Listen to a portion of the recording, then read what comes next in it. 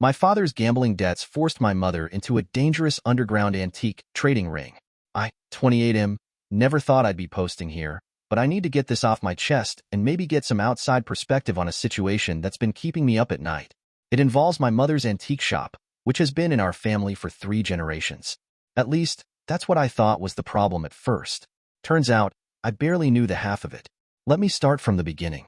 6 months ago, I moved back to my hometown after my tech startup in the city went belly up. It wasn't just a professional failure. It was a complete financial disaster that wiped out my savings and left me with a mountain of debt. Moving back in with Mom wasn't exactly my proudest moment, but she welcomed me with open arms, just like she always has. Mom's shop has always been more than just a business to our family. It's a beautiful 3-story Victorian building downtown, with large display windows that my grandfather installed himself back in the 60s. The kind of place where every creaky floorboard and dusty corner holds a memory. I practically grew up there, doing homework among vintage radios and Art Deco lamps, learning the stories behind every piece from Mom and Grandpa. When I got back, I noticed Mom seemed more stressed than usual. She tried to hide it, but I could see it in the way she'd stare at bills a little too long, or how she'd snap at small things that never used to bother her. Given my background in accounting, I offered to help with the books. She refused at first, but I insisted. I needed something to focus on anyway while I figured out my next move. That's when things started getting weird. The official numbers showed we were bleeding money, despite having steady foot traffic and regular sales.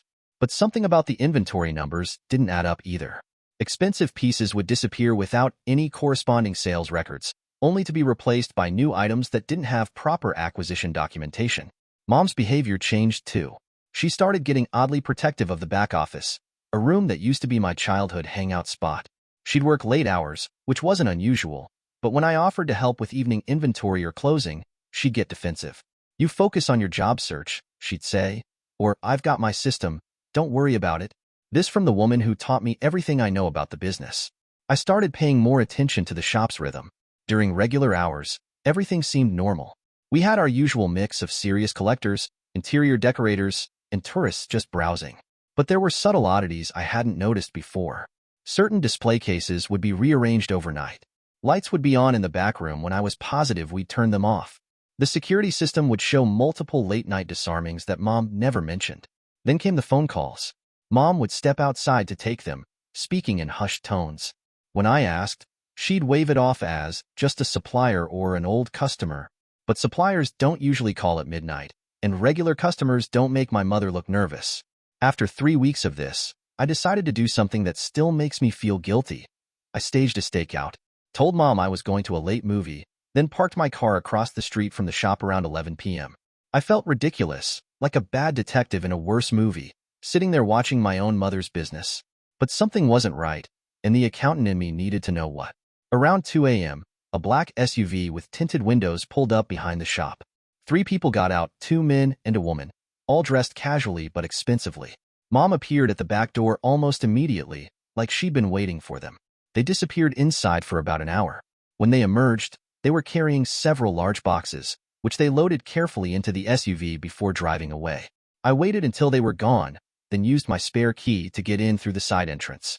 The back room was a mess of bubble wrap and packing materials. Empty display cases stood where I knew valuable pieces had been just days before. But what really caught my attention was a stack of shipping labels on the desk. International addresses, all marked as decorative items with suspiciously low declared values. That's when I found it. Behind a loose panel in the wall, one I remember helping Grandpa install as a secret compartment when I was 12, was a second ledger. This one was handwritten, meticulous, and showed transactions that never appeared in our official books. We weren't losing money at all. The shop was making more than it ever had, just not on paper. I spent the rest of the night going through those records, my stomach getting tighter with each page. The numbers were staggering. Items being sold for 3, sometimes 4 times their appraised values, all in cash, all off the books. Some buyers were listed only by initials, others by obvious code names. Next to certain transactions were small notes. Handle with care, or special packaging required, or no documentation needed. The next morning, I confronted her. I didn't yell or accuse. I just put the ledger on the kitchen table before she'd finished her first cup of coffee. She stared at it for a long moment, then started crying. Not dramatic sobs, but quiet tears that somehow made it worse. The story came out in pieces. It had started small, just after Dad died 7 years ago. He'd left us with massive gambling debts we hadn't known about. The shop was about to go under. Then a wealthy collector approached Mom about buying some pieces privately. He knew others who preferred to keep their collections quiet, who would pay premium prices for discretion. They're not criminals, she insisted, wiping her eyes. Just rich people who don't want their purchases traced. Collectors who prefer privacy. I know it's wrong, hiding the sales from taxes, but it saved the shop. It saved our family's legacy. I couldn't let your father's mistakes destroy everything your grandfather built. I sat there, trying to process it all. My mother, who'd grounded me for a week when I tried to sneak candy bars from the corner store as a kid, had been running a black market antique operation for years. The worst part? It had worked. The shop was thriving, just not legally. Now I'm trapped in an impossible situation. Part of me wants to help her legitimize the business before she gets caught. The accountant in me knows exactly how to do it: gradually report more sales, phase out the under-the-table transactions, build up a proper paper trail. It would mean less profit, but it would be legal. But another part of me knows I should report it. Tax evasion at this scale is serious. Those collectors might be dealing in stolen goods or using the purchases for money laundering. Every day, I don't say something makes me more complicit. Meanwhile, the shop stays open. Those collectors keep coming. Mom keeps cooking the books. And I'm sitting on a secret that gets heavier every day. What makes it worse is that I understand why she did it.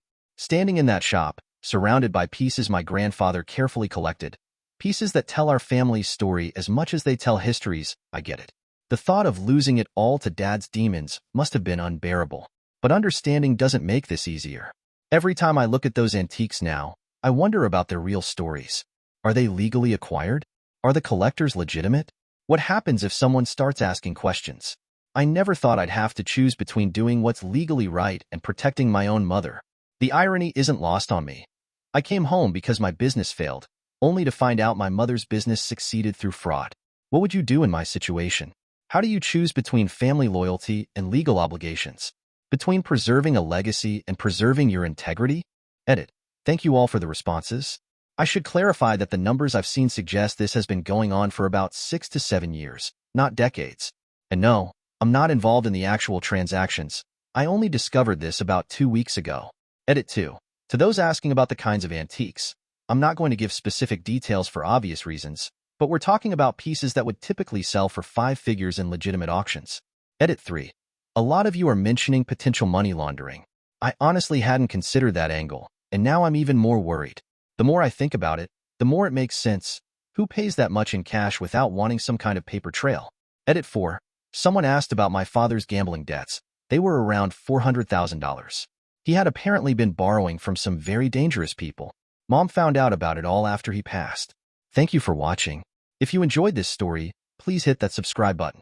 Don't forget to give it a thumbs up and share it with friends or family who might enjoy it too. Your support means a lot. And if you have any thoughts, questions, or story ideas, drop them in the comments below. I'd love to hear from you. See you in the next story.